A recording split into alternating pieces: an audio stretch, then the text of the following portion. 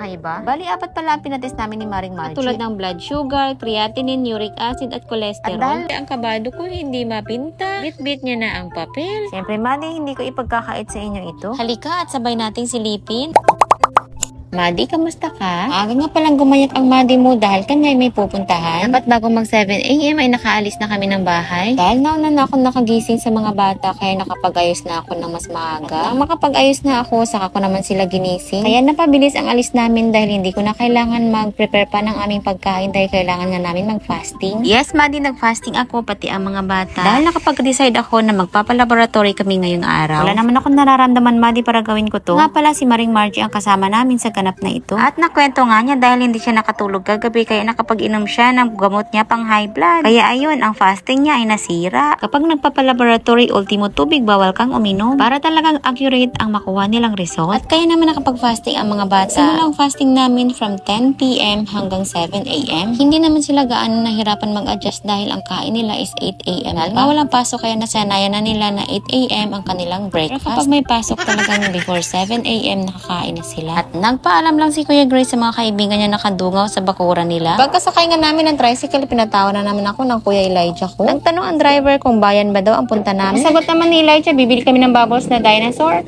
At nang makarating kami sa Dalisay Clinic Ace Laboratory at sa gilid lang siya ng Gian Animal Center, nauna ko na si Maring Margie dahil nagbayad pa ako ng pamasahin namin. At pagkadating namin dito, akala namin konti lang ang nakapila. Yun pala, kami ang pinakahuli sa magpapakuha ng dugo. Dahil alas 5 pa lang ng umaga ay nagsimula na sila. Mabilis lang naman yung servisyo nila, mag-fill up lang ng form at saka naman tatawagin. At dahil may nakita na si Kuya Gray na may kinuha na ng dugo, lumapit siya sa akin at sabay bulong na baka daw masasaktan ako. Abay, napaka-sweet mo talaga, anak. At pagkatapos nga ni Maring Margie, ako na ang sumunod. Ang huling pagpapacheck ko ng sugar ay yung pinagbubuntis ko pa lang si Elijah. 3 taon na rin, Madi, matagal-tagal na rin. Bukod sa feeling ko tumaba ako, by God's grace, wala naman akong nararamdaman na kakaiba. Bali, 4 pala ang pinatest namin ni Maring Margie. Tulad ng blood sugar, creatinine, uric acid at cholesterol. At dahil 4 na test ang ipapagawa natin, Madi, abay, marami-rami din ang dugo na kukunin nila. Bala ko sanang ipatest ang sugar ng 2 kong amo. Pero ang bungakala ko ang dugo na kukunin sa kanila ay dun lang itutusukin sa mismong daliri. Hindi pala, same process lang din pala ang gagawin nila katulad ng sa akin. Kaya hindi ko na lang itinuloy. Di pa man ako nakukuha na ng dugo, Madi, kay gutom na ang Madi nyo. Pati ang Maring Margie ay gutom na rin. Gusto nga niyang umuwi na lang kami. Dahil nagluto siya ng masarap na ulam. Sabi ko, kako, ang mga apo mo, mamang, ay ang daming gustong gawin. Pupunta ng park daw at bibili ng bubbles. Kaya napagkasunduan namin ni Maring Margie na pagkatapos namin kumain ay mauuna na lang siya. Dahil pagbibigyan ko muna itong mga amo ko sa kanilang munting hiling. Kapagpunta ng park at makapag-bike at gagala sa munting mall. Nang makarating nga kami dito, Madi, since maaga pa, sarado ang nirerentahan ng bike. Kaya nakakunot ang noon ni Kuya Gray. Sus, kumalapit lang talaga to sa bahay namin. Ako, ang sarap mag-jogging dito, Madi. Aliwalas, masarap ang hangin. Ako, kahit na hindi ka na mag-jogging, kahit mag-walking lang, napaka-fulfilling na ng pakiramdam. 3 tao lang nakita kong nagja-jogging sa mga oras na to. Naalala ko lang last punta namin dito, summer pa, ibang-iba talaga ang itsura. Kumpara ngayon, ang ganda na tingnan. Ito lang talaga ang pinakapakay ng mga amo ko dito, yung makapag-bike sila. So nga lang ay sarado pa. Nakakandado pa yung mga bike nila. Yung nakita nga kaming mga nagbabike dito, bigla ngang napaisip si Kuya Gray kung sana dinala niya na lang yung bike niya. May para maibsan ang lungkot, Madi, sinabi ko na lang na hayaan mo na, anak, next time na lang babawi tayo. At isa talaga ito sa napagpapakilig sa Madi. Nasa ting may nakikita silang bulaklak, aba naman. Pinipitas at binibigay kay Madi mo. Ay na, thank you Lord, napakasweet talaga itong mga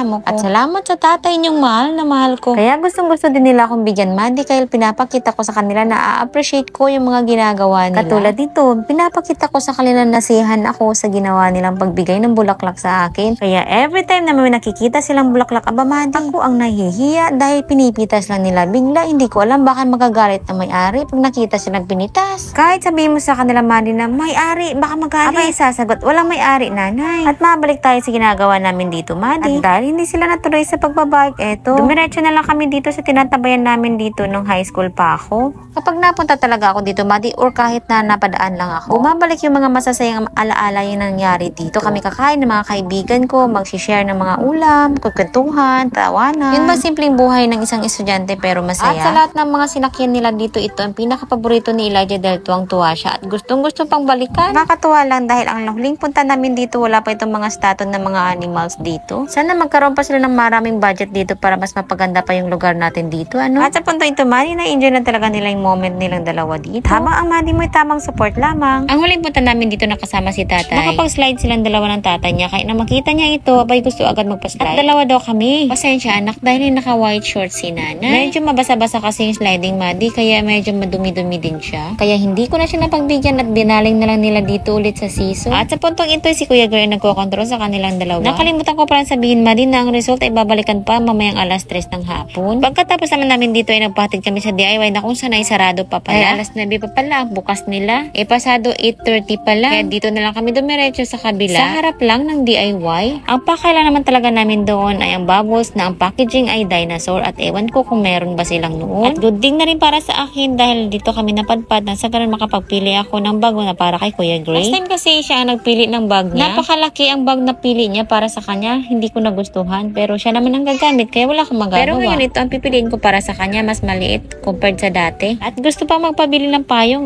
alam ko naman na hindi matatagal yun at mawawala lang din naman kaya hindi ko na siya pinayagan. In short, hindi kami nakabili ng bubbles. Dahil pumayag na sila na baril ang ipapalit nila doon. At bago pa mag-alas 3, nag-text na sila na pwede na daw kunin yung result. Kaya umalis agad si Maring Margie. At pagkabalik niya Madi, ang kabado ko hindi mapinta. Bit-bit niya na ang papel. Siyempre Madi, hindi ko ipagkakait sa inyo ito. Halika at sabay nating silipin. Ang pinakauna sa listahan ay yung fasting blood sugar. Ang normal value nun is 4.2 to 6.4. At ang kuha ng Madi mo is nasa 4.86. Pasok siya, Madi. Aba naman. At ang pangalawa naman ay serum creatinine. Ang normal value is 44 to 80. At ang result naman is 64.15. Normal ulit, Madi. At ang pangatlo naman ay uric acid. Ang normal doon is 1. Pag sa female is 140 to 340. So, ang nakuha ng Madi mo is 276.62. Pasok ulit, Madi. At ang serum cholesterol naman, Madi, is up to 5.7. At ang nakuha ng Madi mo is 3.90. Aba, Madi, pasok lahat. Parang gusto kong ipalaminate at ipa-frame ito, Madi. Para may basis ang Madi mo para sa susunod pang mga taon. Para ma-inspired ako at ma-maintain yung ganitong result. Dahil hindi ko maalagaan ang pamilya ko kung ako mismo ay alagain. Salamat sa Panginoon na patuloy na nagpapalakas sa akin. Madi, maraming salamat sa pagsama sa amin ngayong araw. Bukas ulit, ha? Follow for more. See you